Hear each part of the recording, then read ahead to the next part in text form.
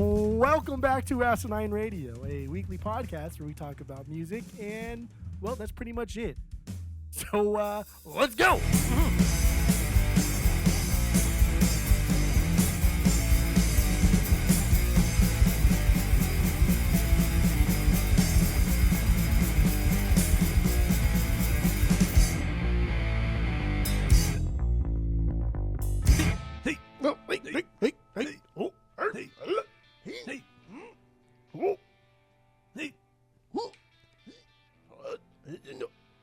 This is Asinine Radio. This is the weekly music podcast where every week we get into a different band, different artist. We break down one of their records. We get into music, lyrics, how it was made, and everything in between. My name is Tyler, and way out there, hundreds of miles away, is Jeff. While you're listening, go to Spotify, Apple Podcasts, give us 5 stars. If you're watching on YouTube, you smash that subscribe button, dude. That's what the kids say. And that's all I have for the boring intro. And we're kind of doing this thing coming up on this episode and coming up where we're going to just do new records that have come out over the last couple weeks. And this week we are doing I Am the Avalanche, their new record, The Horror Show. So we're going to get into that, and if you didn't already know, we already really like this band, and Vinny the singer, we really like the guy. So so let's get into this. There's no. Do you have anything else for the intro? You good? No, that was boring, right? That was a PI. No, that was a PI. That was a perfect intro. Oh, I know. It's always perfect. So I'm the Avalanche. Yes, East Coast band. Let's get into our origin story with the band, and then we'll get into our first impressions of the record, and then we'll start getting into the bangers, stinkers, if we got them, and so on and so forth. So what do you got? Origin story, I'm the Avalanche. Go. Origin story, Angel, friend of the pod, Angel, used to play for the Dodgers along with me when we were 9 in Anaheim. The Anaheim Dodgers, yes. The Anaheim Dodgers. Not the Brooklyn Dodgers or the not the Brooklyn LA Dodgers. Dodgers. Whatever happened to the Anaheim Dodgers? He was a fan of them. Kind of turned me on to them. Fast forward, and that was probably like 2000, like 7, 8, dude. But like not when super, you were super, 9, but when you got into the band. 7 or 8, 2007, 2008. That's when I kind of first got into them. And then fast forward, I started working at Busters, and then meet new people and things like that. And then all of a sudden they're coming out with a new record, and I was very excited, and just happened to be talking to someone else that works at Dave & Buster's, and I was like, yeah, dude, this band that I like is coming out with a new record, and they're touring with another band that I like called Save Today, and like in like a year or so, when they announced it.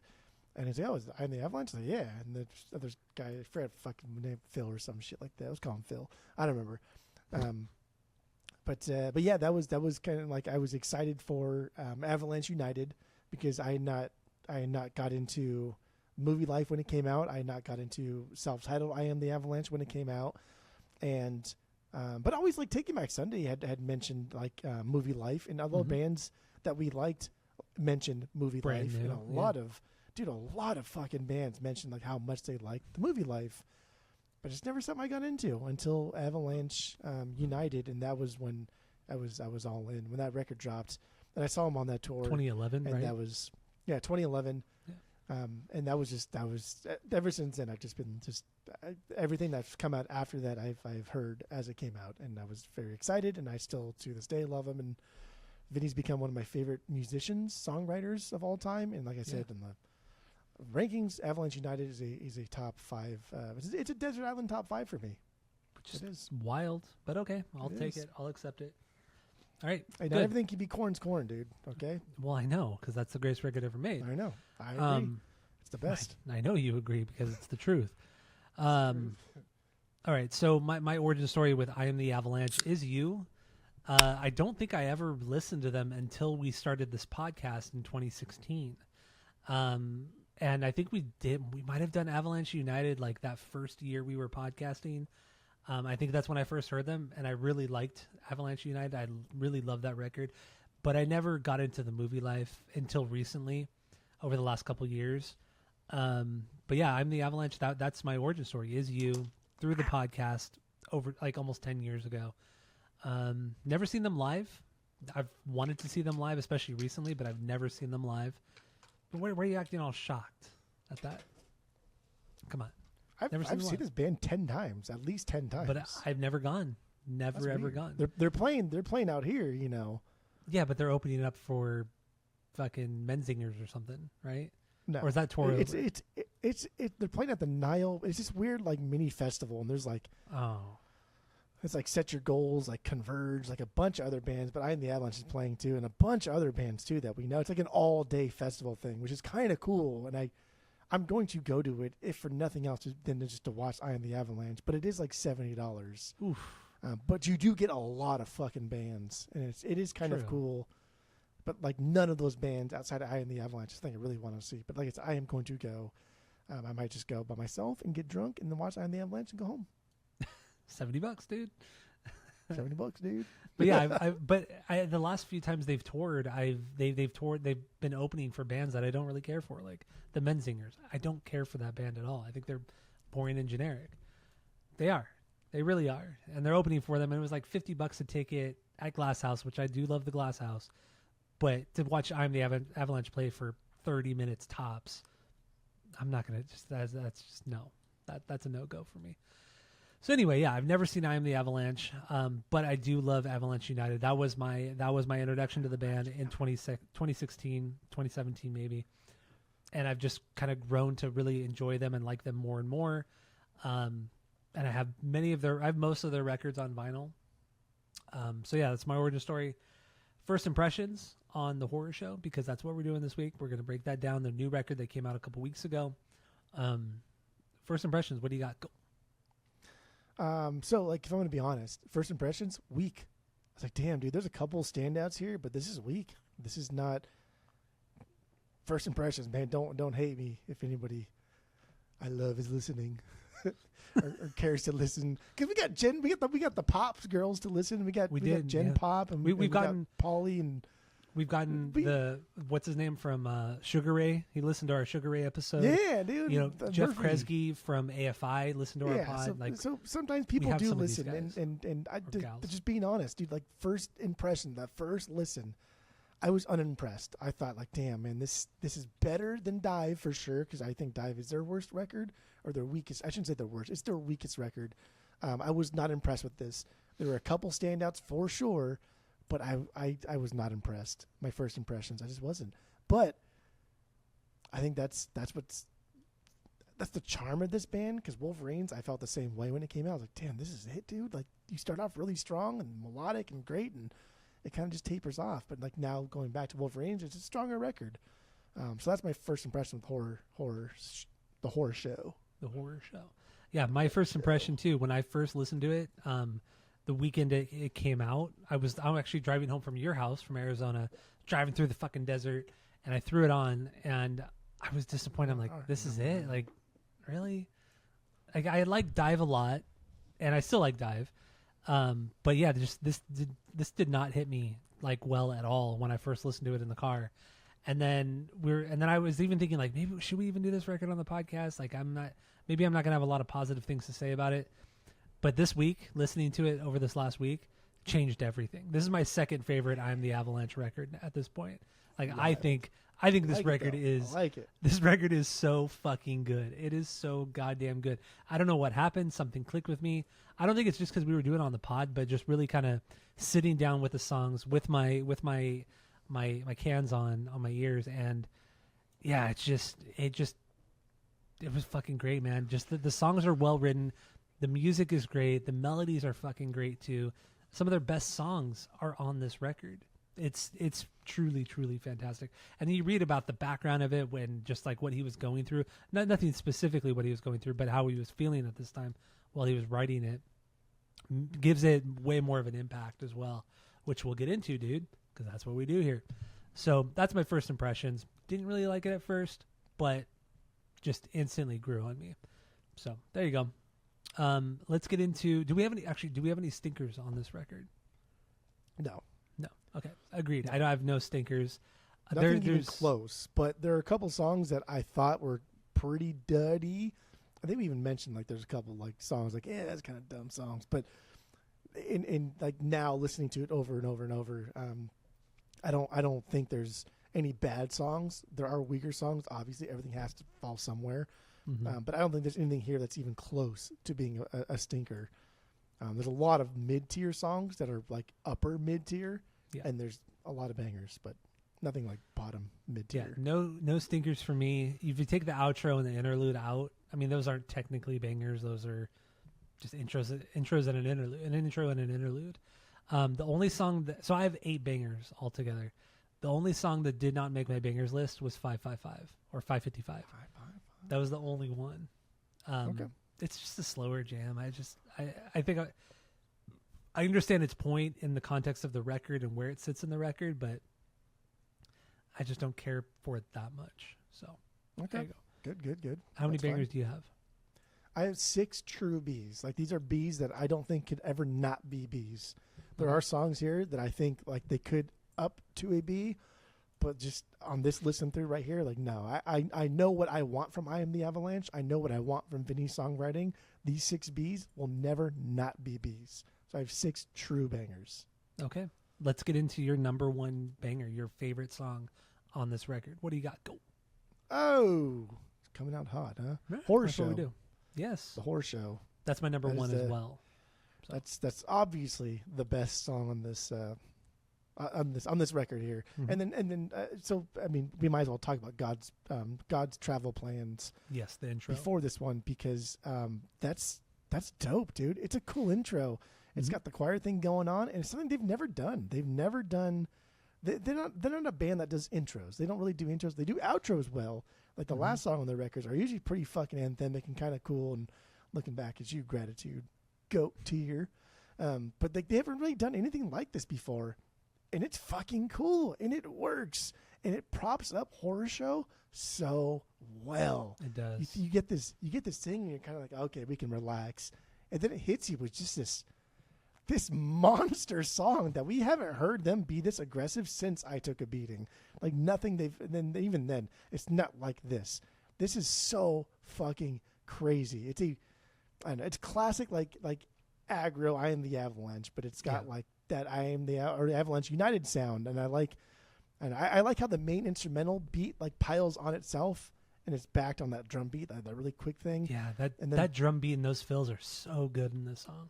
So good. Yeah. Vinny loves his melodies. Like accent them with like screams and yells, but always brings it back to the chorus, and it hits. This chorus hits hard. It's so hard. good. Yes. I mean, it starts heavy and fast, and it never really lets up. It's aggressive when it needs to, but it never loses the momentum. Like I mentioned, the drums, the parts, all of his parts and the fills on here, I think are incredible. He also produced this record. He produces all of their records. The drummer does. I forgot his name right now, but yeah. Anyway, Riley, I think he did Brandon Riley, something like that. Yeah. Brett Roms. Sorry, Riley's from. There we go. Brett. There. So Brett produced this. Produced this record. Vinny's all over the place with his vocals. You know, he has some crazy good screams, very melodic, like you mentioned too, when it needs to be. And then also the double time at the end, so sick. So good. It comes out of nowhere, but it's such a great ender to this song. And the song is only like maybe not even 2.5 minutes long, but there's so much that happens. There's so much that goes on. This is also the first song that they released from this record before it came out. So they released a video for God's Travel Plans going into the Horror Show. And I remember that coming out just a couple months ago, and I was just being super stoked on it because I think the Horror Show is just an incredible fucking song. It has everything you want from every era of this goddamn band. I think it's great. And best of all, like my favorite thing going through this week was like going through his lyrics and just listening to a couple of podcasts that he was on, and so I got like a little bit of a backstory of like he was going through, and so it made a lot more sense, and just like the amount of just like growing up and loss and sadness, and I don't know, what do you call it when you're trying to be happy? I don't fucking know. Depressed or no, like the opposite of depressed, like optimism. There's there's a lot of optimism throughout this record. This record's got it all. It's got like just like the contrast between just being so fucking sad that you can't go on, and then like contrasted, which is being really optimistic and like there is tomorrow. We can move on. We can die another day if we need to. Right. But that's kind of grief, right? Like extreme grief, where like you're so like the lows are so low, but then the highs are so high.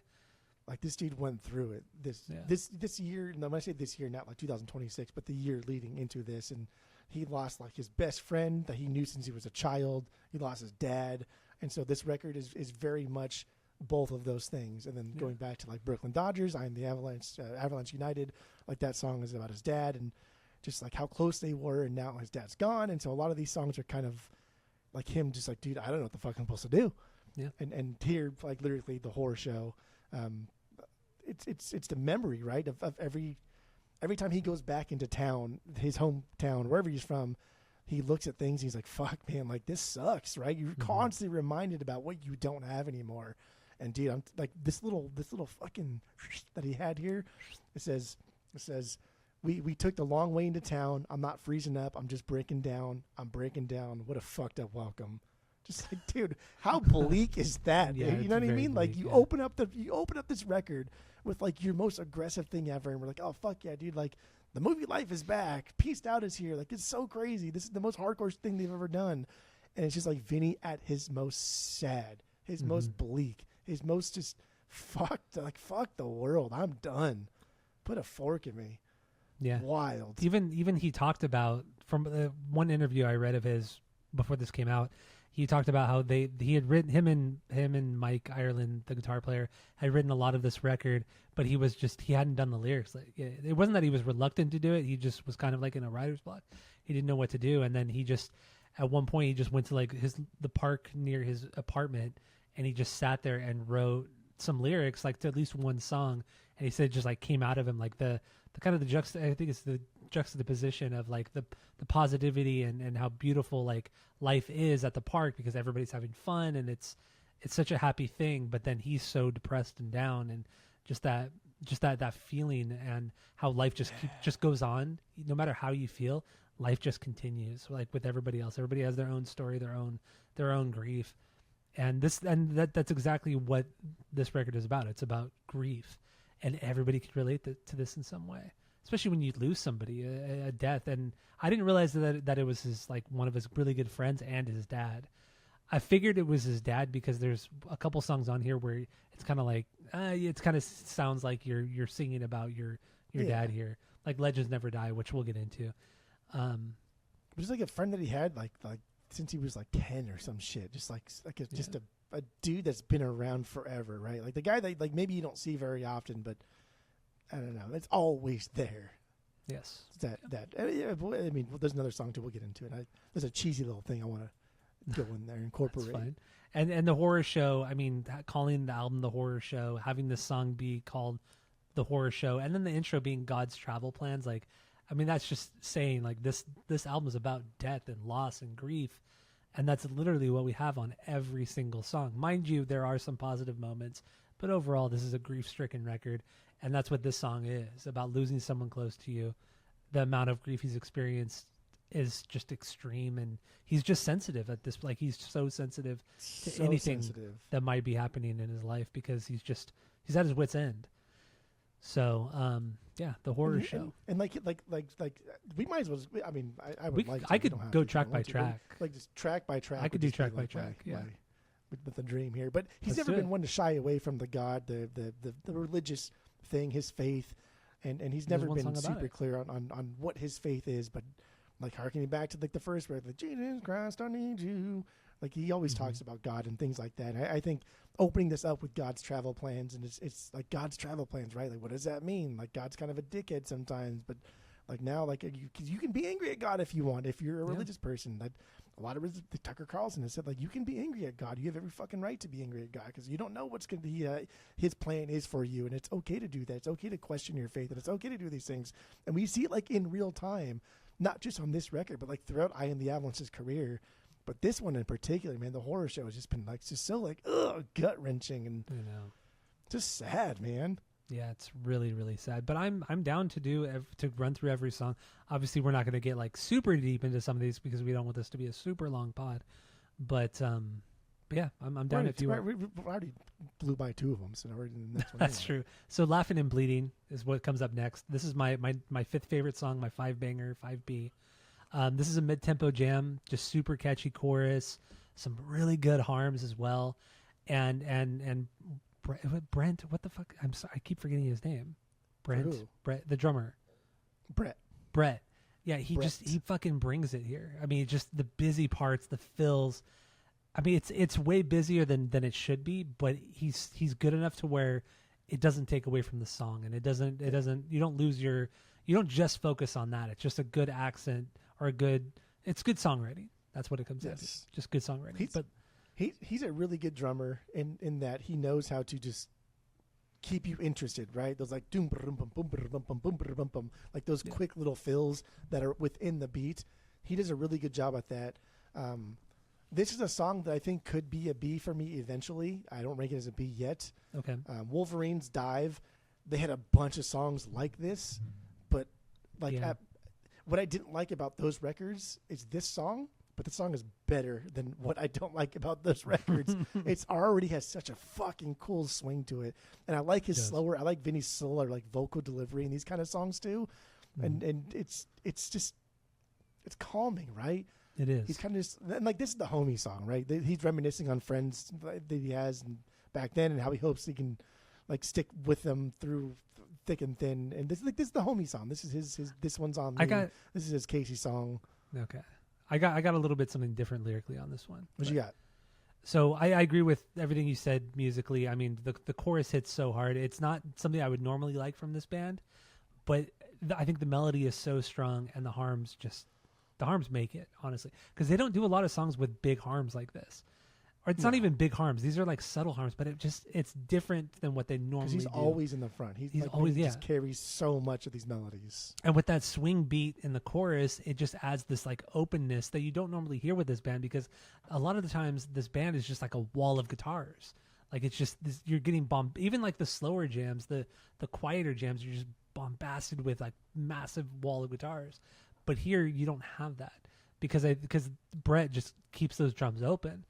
But anyway, lyrically, I think this is about going through some sort of event, like going through grieving with somebody else who's grieving like over the same thing, over the same person, and how you're just helping each other out through all the lows and all the highs of this process. It's a homie song. It's a homie, but is that kind of what you're referring to too? Yeah, not like we're going out drinking, like the homie song, like dude, let's do this together type of thing. Okay, then I guess we are talking about the same. Like literally, I'll pick you up and you help me pick up, and you'll stand by my side. It's the homie song.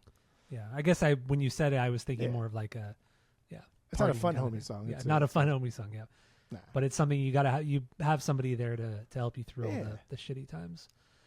So okay, so there you go. Laughing and Bleeding. Up next, we have I'm Not Dead. I Just Blink and Never Saw the Light Again. This is my 7B. What is 7B? Good. This is not a B for me. Okay.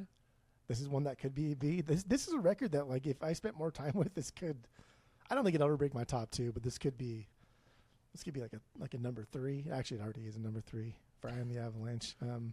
I don't know. It's just not. I don't think it'll break my top 2 I Am the Avalanche records. But this is this song is also kind of different for him, right? I like how it kicks up into the song, that fast riffing to match the little drum fill, which like Brett does all the fucking time. And it's super dope, and I love it. But we'll come back to that later on in the outro, which is a rad kind of ethereal punk rock thing. But there's not like a strong melody throughout this song, but Vinny does a good job, like with his vocal inflection, to at least carry the motion forward to us, the listener, because this song means something. And so a lot of these, not just in this song in particular, but these songs lyrically mean something, and they do a good job at making that music sound like what it's trying to mean. Okay. And then push it on to us.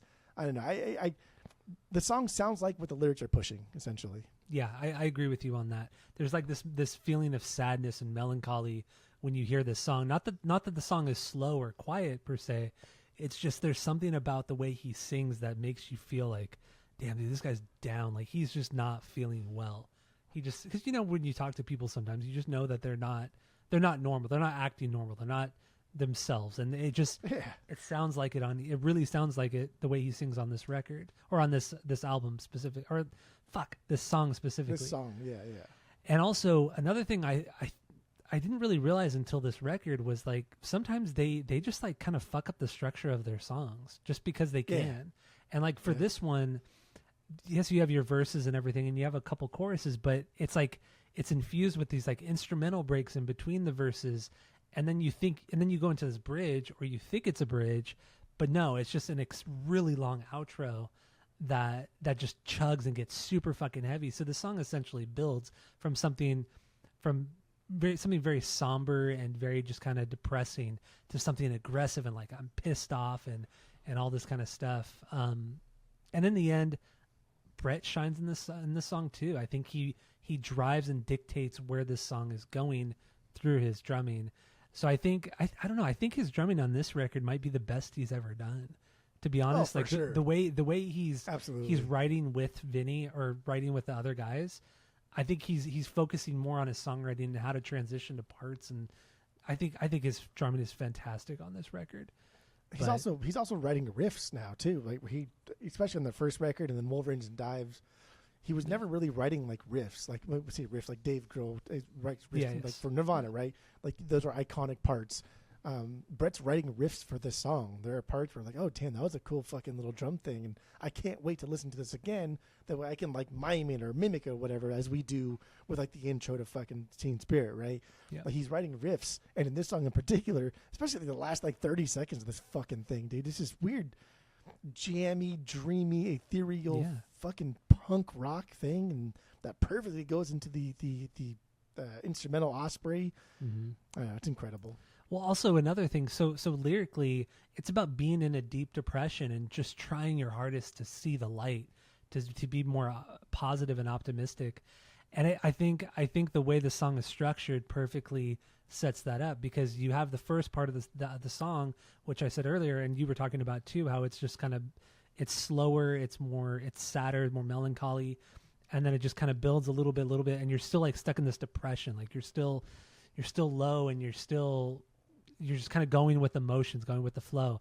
And then as it gets heavier, normally people think, oh, it's getting heavier, I'm just getting more pissed off. But no, I think to me, the heaviness is him seeing the light, him seeing something more positive and like putting all of his effort towards like happiness.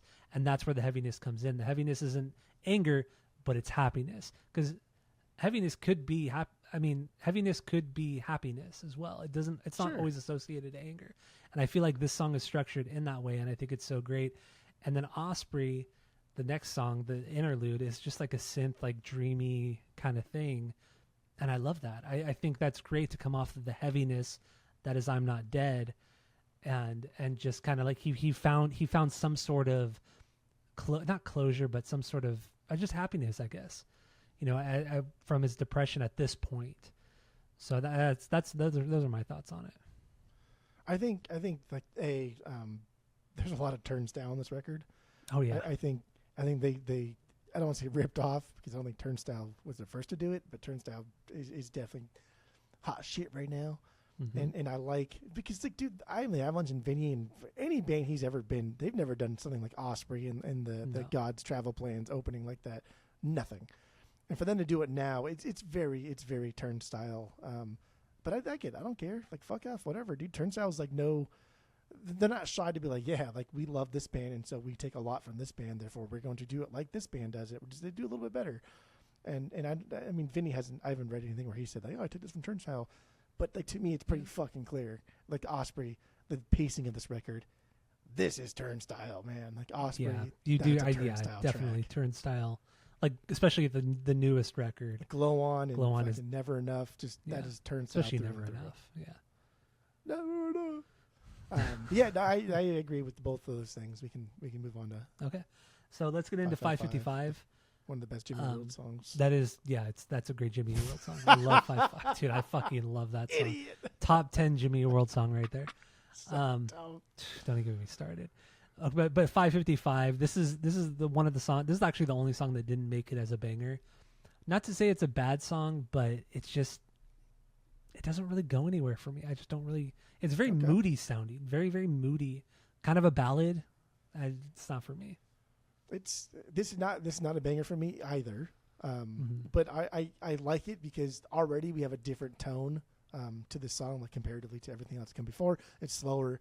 It's sadder sounding, right? It just kind of wanders around this middle area to make it this soft rock kind of dreamy song, not quite like shoegaze or straightforward ballad, but it's kind of in that vein. We're kind of we're dancing around that circle here, as far as what it's trying to achieve. There's some higher pitched vocals here that Vinny's never done before, and I think it's Vinny because he's really the only one that sings, unless it's Harms in the back, and those guys never do the high pitched vocals, and it's like high pitched vocals, which again I've never heard him do that before. I think this is one of the songs that will probably stay at the bottom for me. Yeah, like forever. I can just kind of tell like that's where we're at here, and I don't think this will become a sleeper banger for like the fans, but like some of the later ones are. But lyrically, I fucking dude, I love this one lyrically. I like all these songs lyrically, like a lot. But this one I really love. This is like, to me, this was him finding his happy place, or at least trying to remind himself that he's got to move on and keep going. He mentions a soldier without a country, that feeling of being like truly alone, which like obviously you're not. You're a fucking soldier. Someone sent you there. But that feeling can be very alone, right? I've seen the Pacific, dude. I've watched Band of Brothers, man. I've seen them I too, know dude. what it's like. I was in World War II because I watched those things, dude. But I can only imagine, like, you probably feel like you're fucking alone. Yeah. My best friend was in World War II, dude. So... So, like, you know what I mean? Yeah, like, I get it doesn't have to be so dramatic for any kind of like traumatic event to make you feel like you're alone, to make you feel like no one else is going through what I'm going through. And in reality, and I can't remember if we talked about it last episode or 2 episodes, whatever it would go, but like there's almost like comfort in knowing that even though like your life fucking sucks right now, there's comfort in knowing that everyone else is kind of going through the same shit. You know what I mean? Like, dude, this life that I was handed to sucks, but I feel better knowing that like everyone else's life kind of sucks too. See, I got a different interpretation on the lyrics on 555. What you got? So I think I'm completely guessing on the 555, but I think that's probably the time that his dad died. I assume like his dad was sick, and that's when like his dad died. That's honestly what I think it is. Or something along those lines. Lyrically, I think this is about just a deep depression that keeps him up at night, that just his sleep is all fucked up, which in turn makes you more depressed, and how every day is just tainted by his grief. Like, people are waking up, going to work, just getting their day started, but he's not even asleep. Like, he hasn't even slept. So the grief just intensifies, because like, why can't I be normal? And then at moments in the song, the way he describes it seems like he wishes that he could have gone with them, whether it's his dad or it's his friend, whoever it is, because there are some people that feel that way when they lose somebody that they love like that. You know, they wish that they could have gone with them or gone instead of them. You know, and that's how I feel this. That's what I think this song is about. That's my interpretation of it. I get it. I think it's all going to go along in like the grief realm. I think the big takeaway, outside of just what we had just talked about, I think the big takeaway what was for him when he says something about holding your heart so tight like it might explode. I'm like, that's emo as fuck, dude. I love it. It's just it's so like 2000s emo, but not cheesy and gross and whatever. But whatever he's referring to here, I think that's going to get him through it. Like, he knows like this sucks, but to quote like the Hallmark movies, right? You got to find your rock, man. Find your rock, dude. You know, people saying that shit all the time, but it's kind of fucking true. But I wish there was a better term for that, to ground you in reality and make sure that like that is the person that can get you through the worst of it. And I think that's what he's referring to here when he says, I want to grab your heart so hard it's going to explode. Like, dude, I'm going to hold on to you. I'm going to rely on you so hard that you're not going to want to fucking even be around me anymore, because like what you said, I'm just going through it right now. And I think that's fucking rad, man. That's good. This record is really fucking good, man. I can't believe how much I like this. I don't know. Dude, just the turnaround alone has just blown me away, right? Just like, man, this record kind of sucks. Now I'm just like, fuck, this is so good. So we get into the next song, I Miss California and Every Dog I've Ever Met. Every dog I've ever This is my met. second favorite song on the record. I truly love this one. It's more of an upbeat song. Of course it has a tinge of sadness, which I think he does so fucking well. Like, he's just so good at just showing his emotions, and it makes for great songs. As fucked up as that kind of sounds, it makes for great songs. There's this underlying kind of acoustic guitar with some synth and subdued guitar thrown in there as well, and just the driving beat from Brett, just really driving it along, not doing anything too fancy, but just kind of just leading the song along. And then the chorus, man, chorus, it's perfect. The chorus is so The good. chorus this is up there for like some of the best choruses he's ever written. Yeah, This is fucking not good. even argue. That's fucking wild how Yeah. good this chorus is. And this is I a poppy love it. song, right? It's Yeah. like the key is major, the progression is happier, like everything about this is just so, honestly, so chill, so Cali chill. And it's funny because, you know, growing up in California, like we don't think about this thing very often, but like, why do people move to LA? Why do musicians, movie stars, why do people move to LA? Because it's fucking chill here, dude. I don't live there anymore, but it's because it's fucking chill. And a lot of these bands are like, oh yeah, I couldn't wait to get out of fucking New York City because it's cold as fuck and hot as shit during the summers. And I go to LA and I go to Orange County and it's fucking beautiful. And this song is kind of like that. And I think it's because lyrically I'm more interested in the music than because I think the lyrics are driving the music more than vice versa.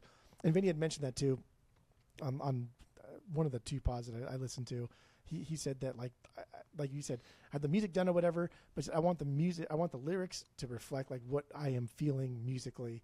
Yeah. So if I'm writing a sad song, like I don't want to write a punk song. It needs to like go hand in hand with each other. But he brings up like the never closing my eyes again concept, and that was something that the host mentioned when he was interviewing him, because like going back to the never close my I close my eyes and I blink my eyes and never opened them up again. I already fucking forgot what it was called. It's three songs earlier. Yeah. 3 songs earlier. So he's already kind of going back into that kayfabe, right? And it's kind of cool because that song earlier was like the conflict, and this song is kind of like the resolve of that conflict, the counterpart to it.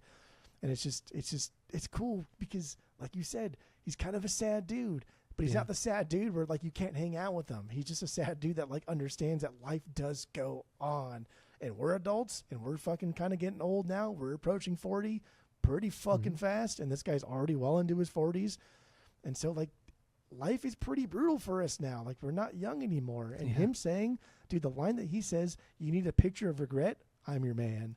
That's fucking wild, dude. It's a good line. Just like one off. Like, you need a picture of regret, I'm your man. But this song's not really about that, right? This song's just about, like, I enjoyed all of my time. I did enjoy every dog I've ever met. And it's not to be about dogs. They made a music video. The song was a little bit cheesy in that kind of way. But, oh, my God, it's just so good. And just thinking about his dad and his BFF and just them, like, going away. And it's just all the trauma that happened and just him going through it. As they put out this song, and it's so inspiring, I guess. Yeah, it is. Right? This is a hopeful song. Lyrically, it's a hopeful song because it straight up is just a nostalgic song. And with any sort of nostalgia, whether you're experiencing grief or not, nostalgia, there is a kind of a depressing factor to nostalgia because it's like, I wish it was still as cool as it was 20 years ago, 10 years ago. There's always this like underlying kind of like depressive way of just feeling nostalgia or feeling nostalgic. And that's what it is here, but obviously amplified, because he lost 2 people so close to him. So now he's just remembering the better times, the good and better times with these people. But it's so much more intense than what you would normally feel. So that's what it is. Like it does have, vocally and musically, it does have this sense of sadness to this upbeat, catchy song. And I think he just did it, or the band did it so goddamn well. And as cheesy as it sounds too, they're doing this like cool little fun campaign on social media where they're just having people like send in videos of their dogs with like the music in the background. And it's just like, everyone loves their dogs. Everyone loves dogs. So it's just like, it's a good social media campaign, good way to kind of market the band and the album. And it's just, I mean, who doesn't love fucking dogs? So it's one of those things that like, if this was a new band and this is their first record, that's cheesy, dude. That's cheesy. Yeah. That's low hanging fruit. That's like, come on, bro. But like, this guy's been grinding it for 30 years, like a fucking career. Seriously. You know what I mean? Almost 30 years. His life. Yeah. And so like, I think it's so genuine. It's so real. It's so honest. It's just so perfect. Yeah, I think so too. That's my 2B also, Good. by the way. So then we get into True Legends Never Die. This is my third banger. Dude, 1, 2, 3, Right? baby. I mean, you go from this relatively happy song into literally the heaviest song on the entire record. It's heavy, it's chuggy, very New York hardcore. Oh yeah. Like straight up, and it makes sense. I mean, after what Vinny's done with Peaced Out and fucking what's the other band? Elevation, something. Which one? Constant Elevation. Oh, Constant Elevation. Yeah, it's like the guy can write great hardcore music, and this is just one example where him and the band just create something great here, and yeah, dude, it's just everything's beefy sounding. Like when the verses hit in this song, like it's just there's no guitars, just the bass, and it's just beefy as fuck, super beefy. Yeah, I like it because like lyrically, I think it's and obviously going his friend and his dad, but this is the song about like him keeping on in their honor, right? Mm-hmm. Which makes sense to bring it back to the beginning because obviously his dad was there since the beginning, and his friend had been friends with Vinny before the movie life and throughout the movie life in his career. So like what better way to like honor them than to bring it back to the beginning and put out like one of the most aggressive hardcore songs you've done in a very, very long time and still just slay it. But also those woes, dude, those like, whoa. I know. Dude, that's So Turnstile, good. man. That's fucking Turnstile. Turnstile loves that shit. And I do too. Everybody likes them because it's fucking good. It's so good. And also the song's that's cool a too banger. because like it drops into this like kind of bridge that double times out of nowhere, just fucking double times, and you get this really cool section of the song halfway through, and then it just seamlessly, because of Brett, big reason is because of Brett, it's kind of seamlessly goes back into the big heavy ass fucking riff that you get in the song. I think it's just a really well made song, especially for a hardcore song where hardcore songs could get kind of generic and bland. They did a really good job of just kind of churching it up and making it really well, really cool. And then lyrically too, yeah, it's a tribute to the people he's lost, his dad, his friend, whoever it may be. I think more specifically, I think this one is about his dad because he talks about like in Brooklyn Dodgers, like that song's about his dad or his grandpa or something like that. Like people like his, somebody he looks up to like that.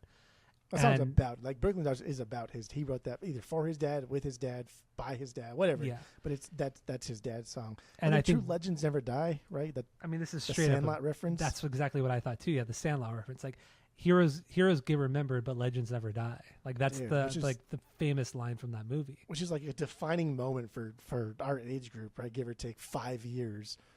But to quote that, Legends Never Die, but you put True Legends Never Die, right? That just adds like a little bit of oomph. And like everybody always thinks like their stories, their idols are bigger than everybody else's, right? That's human nature. That's what we do.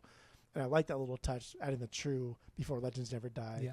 Because he's saying like, no, my dad was a true legend. Like we all think that and whatever. Yeah, of course. But like it's a I don't know. It's more personal. It does. It's a glimpse into the heart. It does. good, And it also shows that like he's taking the lessons that he was taught by his dad, and all the positive lessons, and just keeping his head held high, and just moving on with life and trying to overcome the grief and move on. So I think it's a killer song. I think it killer lyrics, and the Sandlot reference, which is probably because he's roughly the same age as us, maybe a little bit older than us. It like could be a Sandlot reference. I don't know. Tops 10 years older than us, I think. Yeah. So I mean, it's a great line from the Sandlot. Heroes top get 5 movie remembered. for me. Legends never die. Babe Ruth, R.I.P. Or whoever played Babe Ruth in that movie. I know. All right, so we get into Alive on 14th Street. This is my 5B. my last banger, 8 banger.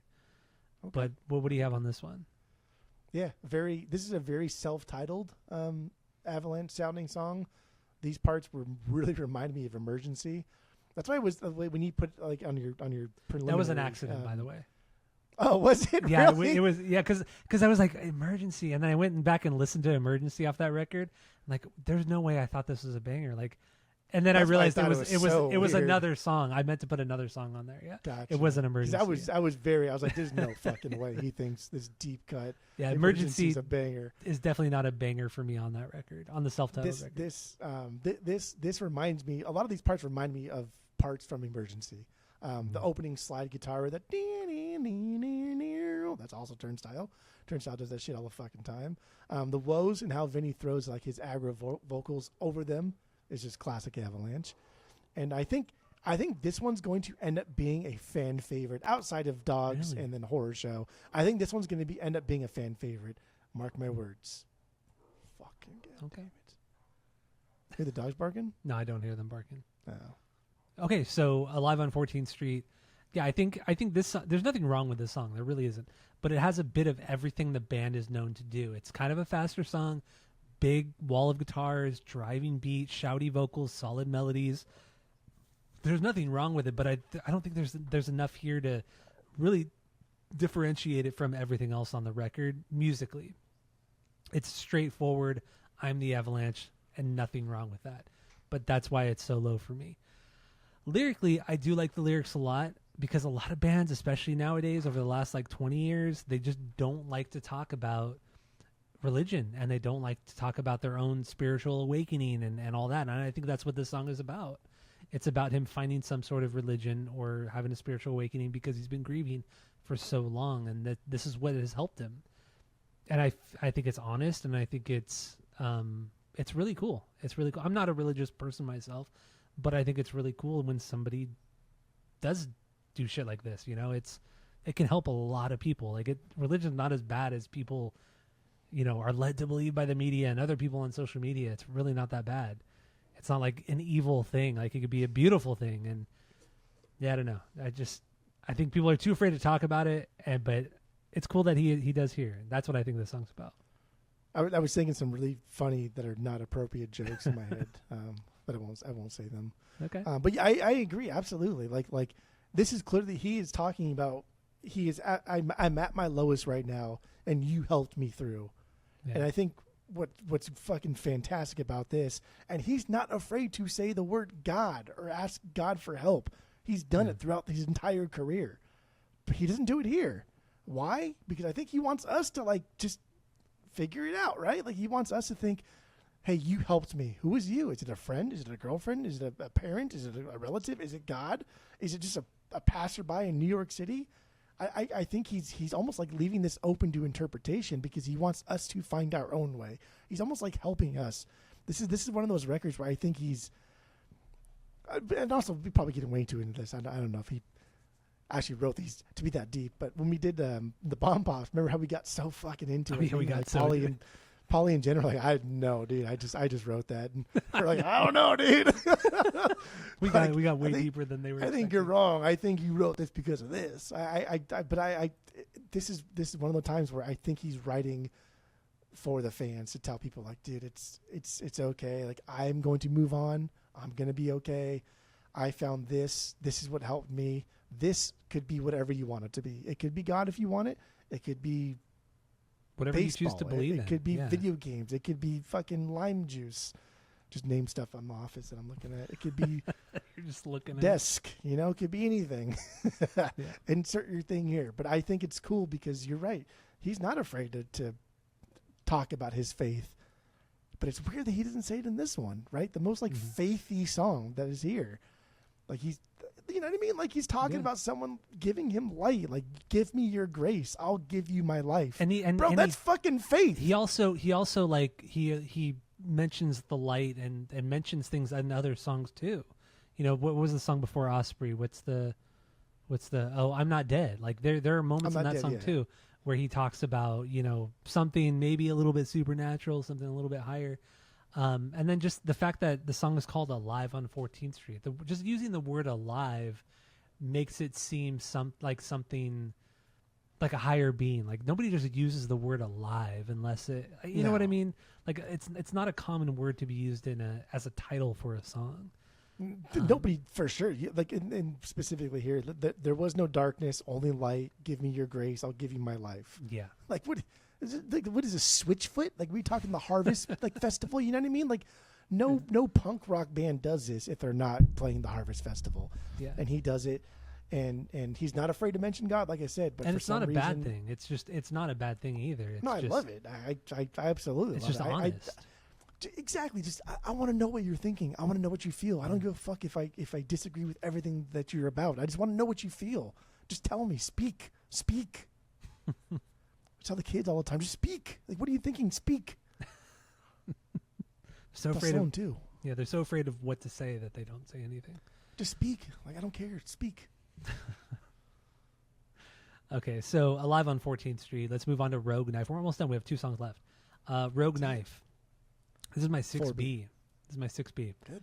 Wall of guitars. Great shouts. Great screams. Yeah. Sick fucking beat.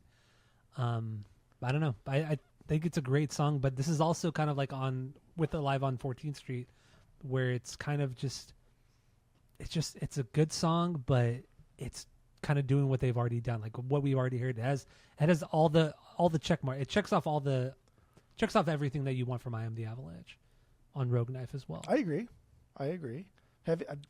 Heavy song, right? Doesn't need to be quick or fast, but this is really heavy. Vinny doing like his best Avalanche United vocal delivery here.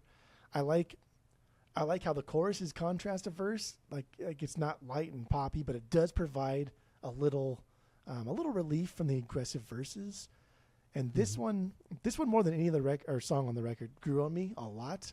And I think it again, because I listened to it, and I was like, it's kind of whatever. And then I listened to it again. Oh, it's better. But then I read the lyrics, and I was like, okay, this is fucking dope. Let me go back and listen to these songs, knowing what you're talking about now.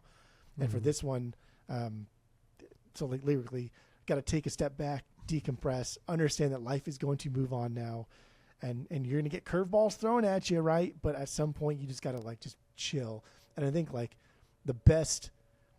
I think overall that's what this album is about. But like one of the coolest lines on the whole record too, and I think I've said that a couple times, but like one of the coolest lines is here, and he says, severely underestimating the value of a cigarette halfway through a funeral.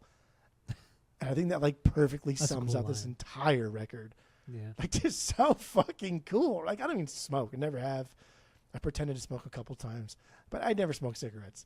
But like, yeah, everybody knows that, right? Like, dude, funeral sucks. Like, fuck that. Like, you're just so stricken. You're just so overwhelmed with just so many emotions. And death sucks, man. Fuck that shit. Yeah. But the value of a cigarette halfway through a funeral, you can imagine what that's like. And I think that's what this song is about. I think that's what the entire album is about. Just like, that moment of just let me get away for a sec, dude. Just give me a second. You know what I mean? Let me collect my thoughts. I think that's good. Lyrically, my interpretation of it is he's going back to he's grieving, things have happened, and he goes back to what he knows best, or what he thinks, like his hometown, let's say. He goes back looking for old comforts. But when he shows up, he realizes, everything's there, but he's grown as a person, and it doesn't give him any comfort going back to what he once knew, because he's grown as a person. He's a different, it could be 20 years on now.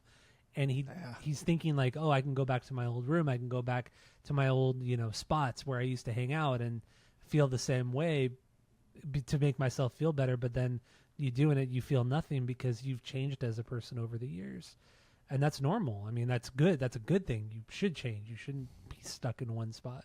So I think this is also like to me, it's a song of like growth, or realizing how much you've grown over time and how you can, get over the grief. So yeah, for sure. In a town that should have died but never did, right? Yeah. Like, absolutely. You're going back, and it's just like visiting your parents' house, and like, damn, this house is fucking tiny, dude. You know what I mean? Like the house that you grew up in, and even when we were growing up, and we usually be throwing like little anecdotes here and there. We haven't done a lot this episode. No. But even our old stomping grounds, that when we go back to it from time to time, and it's like, dude, this place sucks. Like, this is dumb. I don't want to clubhouse. Like, I don't want like memories there. Speaking more of like bars, we used to like go to Canyon Inn. We this is super hyper local. Canyon Inn, Clubhouse. Like, even fuck that, dude. The last time you and I went to Cherry Pit, we hadn't been there in 15 years, but we went there, and we go, and I'm thinking it was small. Like, that place was actually really small, and I don't remember. I remembered it so differently, because that's nostalgia. That's what it was. Dingy. Yeah. It'd be actually kind of cool. Just probably get arrested for it now and thrown in jail. But going to that hill in Anaheim Hills, and where Ryan used to live, and this drinking on that little path above the old apartment. We used to all Oh hang out yeah, and we drink used to on that go little- there. Yeah, that's right. Like that would be kind of cool to toss back like a beer on that little old hill, or going through like the Yeah. nature center and like tossing back a beer. I like, that remember would be going cool. there. Yeah, that was fun. Because we had so much of that, but that's probably a big no-no now. They probably have cameras everywhere. I'm sure. Yeah. But yeah, I don't know. That's a good song. Real Now Knife. we're getting nostalgic. I had to throw it in there. Yeah, I know. So then we finished up the song with Trebuchet, and this means Trebuchet. Trebuchet. There we go. It's a French. fucking catapult, but It's not a catapult. Yes. Exactly. Better catapult. What do you have on this one? This is my what B is this one? Shit, I didn't actually. This is my 6B. This is my 4B. What's cool about this one is it starts off very like Sparta, cut your ribbon. Yes. Like, Very much so. like that delivery, fucking cool. And like, dude, that record by Sparta is fucking badass, and that song is badass. Wiretap scars. Dude, for me, like this one's all about like the music pacing. It's the beat, it's the melody, very similar to like Gratitude, and how like the music there kind of sets the pacing and feel of the song, and it really gathers momentum in that bridge. And a lot of this is Brett driven, right? The drumming driven. It leads into the outro here, that little false ending. That we go back to that chuggy riff, and that's a good ender that we haven't had since Gratitude, my favorite song. I Am the Avalanche's best song, but that's Trebuchet for me. I think the big musical part of that is the pacing of it, Yes. rather than Vinny's delivery. I think this even throws it back to. I mean, actually, Sparta is a great example. The wait, what the fuck is the song again? Cut Your Ribbon. I keep wanting to say the album name, but Cut Your Ribbon. Yeah, it's very much that. It's very late 90s, early 2000s post-hardcore. We're talking like first album movie life style, where it's heavy, it's chaotic. Like I said, very post-hardcore. And then the chorus hits. It's a little less of that, but with really, really chuggy guitars. All throughout the song, there's some really cool, like, little pinch harmonics subtly thrown in there. And this is really the only song that I can think of that has any sort of lead guitar parts. It's short-lived. It's very, very short-lived, but there are actually some lead guitar parts. And then the bridge hits with some killer fucking harms, and then the outro, like you said. I think this song is all over the place. This is a great way to end the record because it has every era, I think, of Vinny's career, where it has the post-hardcore stuff, the hardcore stuff, the chuggy stuff, the super melodic stuff. Everything's thrown into this one song in, 3 minutes? Just over 3 minutes? Yeah. It's fucking incredible. It's a great song. And I agree. I think there's so much of Vinny's entire career thrown in the song, but he doesn't even sing that much, right? Like he doesn't sing over this whole thing. I think half of the song is just the music. The music drives it, and especially the last part, the last 30 seconds or 45 seconds, or whatever it is, that beat, that riff just drowns out the record, and that's it. So Vinny doesn't do a whole lot here. He lets it breathe, and that's I don't know. That's cool. It is. That's Vinny. That's what he's always done. I think it's fantastic. And lyrically, my thoughts on it, I think it's about his spiraling depression, thinking about the good times with the people that he lost, and that's really what it is. Like he's just falling deeper and deeper into the abyss of depression. So, like, and then calling it trebuchet. What trebuchet is a catapult, but it's like a more of like a catapult's like a stiff arm fucking thing, where a trebuchet more like it drops and like a string flings it. And trebuchets usually, I think, fly further than catapults do. Yeah. And I only know all of this because at some point in high school, like freshman, sophomore year, one of the cool science teachers, they built the trebuchet outside close to where you used to live on that field. Yeah, was it the earth science teacher? What was his name? I don't know who the fuck it was. Because I had him for earth science my freshman year. He like on his desk, he always had the gopher from Caddyshack. And you press the button and they start dancing. I never had the teacher. I never had him. Oh, fuck. I just know that, like, what after was his school, name? Mr. fucking this guy is going to, like, do the trebuchet. And I was like, okay, cool, let's go check it out. That was him. And then he put, like, a bowling ball, and it would launch. I was like, I remember this. Shit. I remember that was fucking far, dude. Yeah. And then he explained in, like, nerdy terms, only if you read books, then you would know that the trebuchet flies approximately 90% further than a catapult. I was like, I don't care. Launch more watermelons. Because That's what I know. I remember about trebuchets. he was the earth science, and then next door, or right next to his classroom was, I think his name was Mr. Kemp, and he was the physics teacher, or like early like like just beginner physics. And so you do one semester in earth science and then one semester of physics. And they were like best friends. Like the two teachers were like best friends. So they always did shit together. And they always fucked with each other as well. Like they always messed with each other. You didn't have either of them? Cool classes? They were in the cubicles, like on the next to the field. Not those rows and rows of cubicles, but the ones like where Miss Chronic used to be, like near where yeah. So they were in those cubicles at the far end. See, I don't even know who the fuck. I don't know if I took Earth Science. If I had Malavar for another fucking class, I don't know. Dumb high school. That guy's name. I forgot the Earth Science guy, but the physics guy was Mr. Kemp. And yeah, they would do all that shit. And we watched Caddyshack. Like, when there was like a slow day, we would watch Caddyshack or whatever because he loved it. Yeah. Happy Gilmore we used to watch too, and Billy Madison. Yeah, because he loved Adam Sandler stuff. Dude, this is like my guy, man. Fuck, he had a mustache. He was blonde. He was probably like maybe mid to late 40s. He had blonde hair, mustache. You don't remember this guy at all? Not at all. Not even a little bit. He was really cool. He was really, really nice. Man. Yeah. Anyway. Oh, this is like beyond super hyper local. This is ridiculous. All right, so let's get into our final thoughts on this record. Let's rank the record based off of our world famous 3-point rating system, where 3 is a perfect album, 2 is a good album you're going to continue to listen to, 1 is a bad album, but give it a shot, and 0 is the worst thing you've ever heard. So what do you got? Go. I'm glad they got away from the cover art kind of rut they got stuck in. Avalanche I like the United cover art. We didn't talk about that, but yeah, Avalanche United was super dope because it was black and white, and it was cool because Vinny is the lead singer. He's the guy that, like, realistically we're going to go see. But in that cover art, he's not in the middle. He's not in the center frame. He's kind of offshoot to the left, I think, or the right. But he's not in the center. And so if you didn't know who the band was, you would think, and I think it's one of the guitarists, like, oh, that's the lead singer. That's the main guy of the band. Like, no, that's what Vinny does. He doesn't give a shit. He just wants to do hood rat stuff with his friends, But then, like, Avalanche United took off, and it became huge. And so they kept with that black and white theme with Wolverines and almost like that old school kind of tattoo and like the old school style of tattooing, black and white. And then Dive hit, and they kind of brought a little bit of color to Dive, but still kept it pretty basic. I'm glad they didn't do that same thing with this one. I'm glad it's just a completely different artist, a completely different everything. It's colorful. It's fun to look at. I don't think it's great, but I'm very happy with it. I like it a lot. I think it's cool. It's very Ellis Dunes, right? Yeah. It really reminds me of that, especially with like the I Am the Aida on the left hand side. It's cool. Is that what that's called? Nothing. I Am the Aida. I Am the Avalanche. Oh, I thought it was like, okay, never mind. Sorry.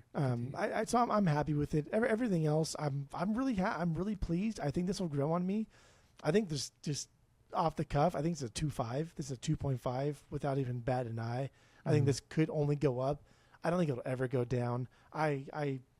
Dude, Vinny's just like, I gush over this guy. I love him. I gush over him in much the same way like friend of the pod Skipples gushes over like DFA or some of that stuff. I love it. I love, even though I don't even know this dude, I like watching him progress as a musician, watching him just get older, and like as we get older too. And it's just fun to be like, yeah, man, like we are also going through those things, and I think it's cool that you're going through it too in kind of this fucked up way.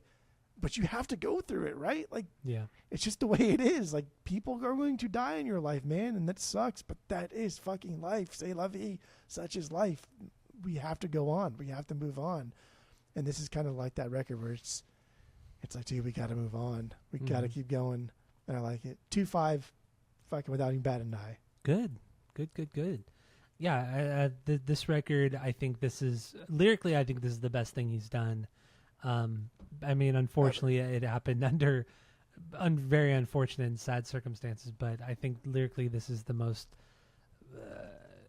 honest and the most honest thing he's ever done. And musically, I think they've they've gone all over the place on this one. They've I wouldn't say they've explored new territories, but they've perfected certain things that they've done over the years.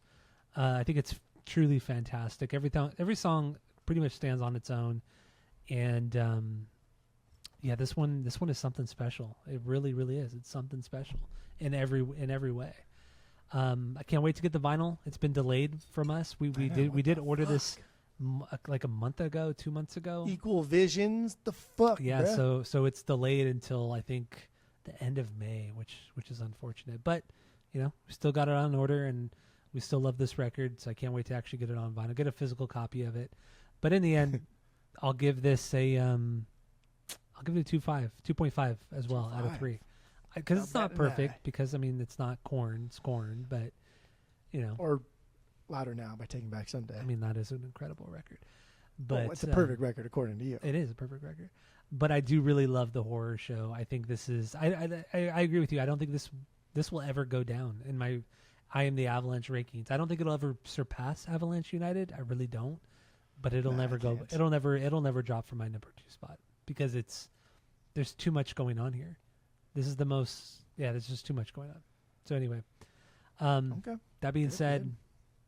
Thank you all for listening. Go to Spotify, Apple Podcasts. Give us 5 stars. If you're watching on YouTube, you smash that subscribe button, dude. That's what the kids say. And that's it. That's all.